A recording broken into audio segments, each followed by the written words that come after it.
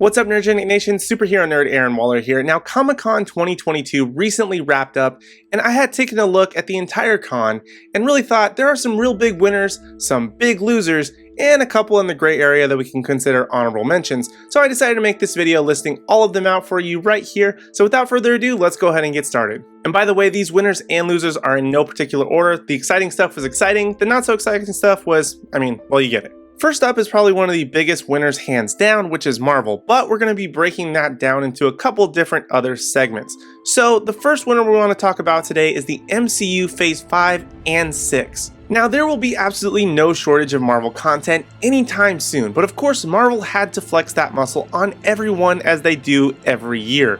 But not only are they gearing up for a full slate of Phase 5, including some massive story elements and introducing a bunch of new characters and teams, but Phase 6 is where things are really going to kick into full gear as it kicks off with the Fantastic Four and includes 2 Avengers films. And considering that there hasn't been an official Avengers team since Avengers Endgame just a few years back, it's going to be a very different team than we've seen before. Plus, it'll be interesting to see how they come together, something that we have not yet seen, especially considering that a lot of this slate does not include reappearances of characters that were from Phase 4. So how it's going to be going into Phase 5 and through Phase 6, eventually leading up to those Avengers movies, will be very interesting. But it also has me questioning, where are the X-Men? There are a lot of gaps in that Phase 6 slate with only Fantastic Four and the Avengers. I'm really hoping to see the X-Men and being involved, especially since they were already been teased a couple of times now with Doctor Strange in the Multiverse of Madness, as well as Ms. Marvel. So we're leading there, we just need to get them on screen and as soon as possible, because I don't want to wait past Phase 7 or even longer.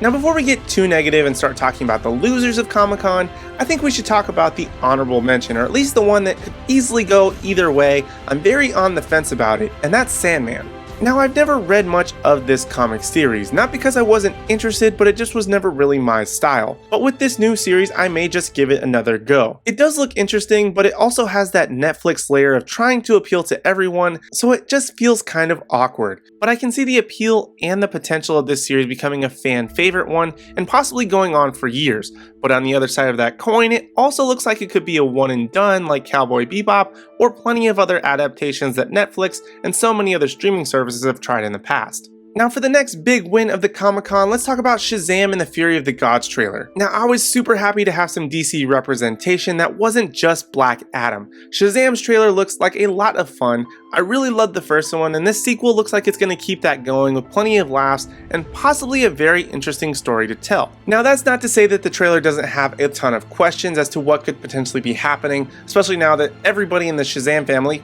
has Shazam powers. Also, how is the Wizard Shazam back? What happened to the Caterpillar Mr. Mind? There's so many questions and things that may lead up to answers. There's some things that could just be left unanswered.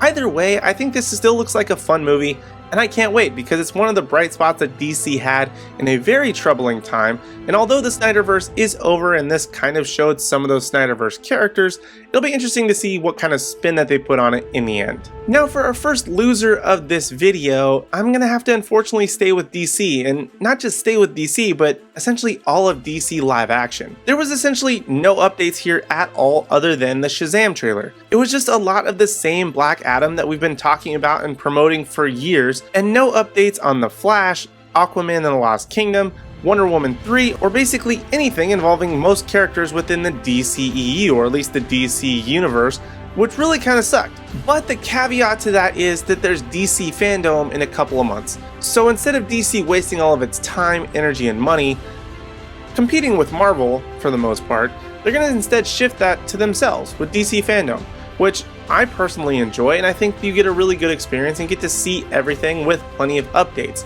So although it's unfortunate that DC is coming out as the big loser, I guess, of this entire Comic-Con, they're going to be their own event, so they don't really need to focus on having a good Comic-Con when they can show a little bit but have their own hyper-focused DC event later this year. But let's switch gears and talk about something a little bit more positive again and go with the winner, which was the Wakanda Forever trailer. To be honest, this trailer felt super weird not having Chadwick Boseman, but that was to be expected.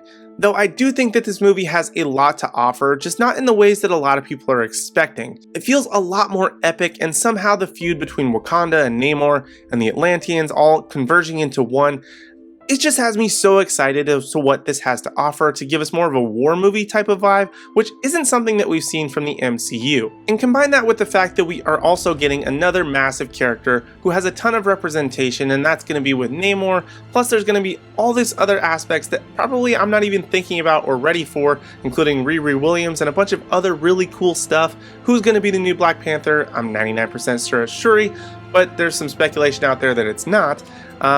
I'm still excited, and I can't wait, and I'm super excited that this movie's going to be coming out at the end of the year, and we don't have to wait even longer. Now, the only other loser that I could think of for Comic-Con was the fans. Now, you're probably thinking, Aaron, why would the fans lose? And it's precisely because Comic-Con, when it was virtual, as well as DC Fandom, gives the opportunity for everyone to experience it. When you're talking about things like people going to Comic-Con in person, yes, they're going to release things like the trailers, and that's super exciting. But you're also going to get pretty much haul pictures of screens, of trailers, of big moments, of things that are actually important. These digital events felt like they're a lot better and more inclusive to everyone around the world and everyone as fans, which is why I love DC Fandom so much. And I know this might sound a bit preachy, but I feel like that's the most respectable thing that DC did, is kind of ducking out a little bit out of this particular event because they're paying more respect to, we want everyone to be included. We're not just going to show a trailer for the Batman 2, probably one of the biggest, most exciting things that could potentially be coming, even though we're not even close to it yet. But they're going to do that with every DC fan involved and show us all at the same time. I find that highly respectable, and I just feel like it's a better thing in general than just Marvel showing their chops, but only to the select few who can afford to go. At least DC is including everyone. That's just my personal opinion, and hopefully with DC Fandom in a couple of months, like I mentioned before, we're not only going to get the best of the best, but probably like Wonder Woman 3, the Flash updates, Aquaman updates, possibly even like Blue Beetle, Batgirl, and so much more with their animated stuff and everything else that could be coming. I know there's a Green Lantern series that hasn't been updated in forever. Hopefully we're going to hear something about that.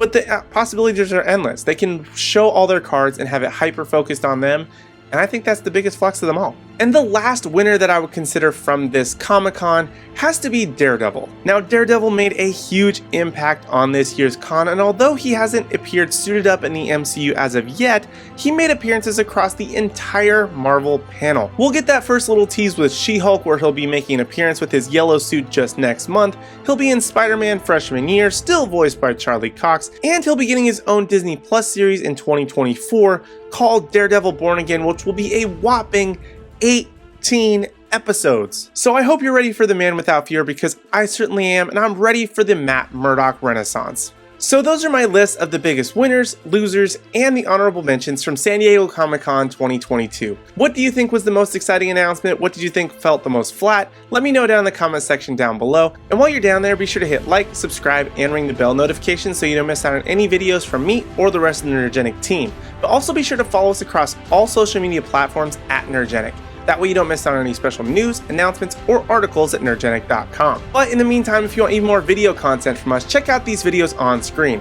If you want some DC content, check out this playlist right over here. But if you're a Marvel lover, check out this playlist right over here. That one's definitely for you. And if you like a mix, be sure to subscribe to the channel so you don't miss out on any future videos. But other than that, thank you guys so much for watching. We really do appreciate it, and we hope to see you in the next video.